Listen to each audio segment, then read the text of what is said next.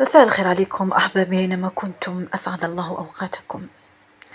تنورونني بالاشتراك وزيارة القناة فضلا وليس أمرا. اليوم سوف أتحدث عن كلمة الحمد لله. الحمد لله كلمة ننطقها دون معرفة معناها. أقسم إن حمد الرب كثيرا يفتح أبواب الرزق من حيث لا تحتسبون. فعند نهوضك من النوم أول ما تقول هو الحمد لله الذي أحيانا من بعد ما أماتنا ثم إليه النشور.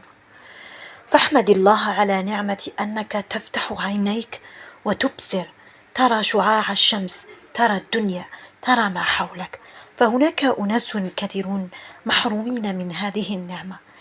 بعدها احمد الله أنك تعي أين أنت، لست فاقدا للعقل وتسمع، نعمة السمع.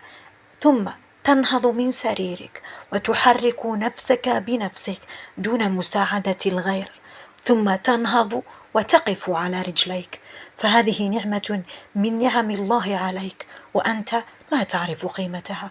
انظر كم نعمة في ثواني قليلة فقط.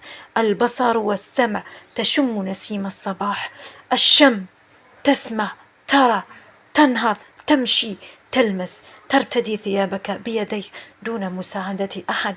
فهذه نعم من الله عز وجل، لا تدري، لربما اليوم ستكون وغدا لن تكون. فتعلموا الحمد لله دائما منذ أن تفتحوا عينيكم إلى أن تناموا وتغمضوا عينيكم. فالحمد لله حمدا كثيرا طيبا مباركا.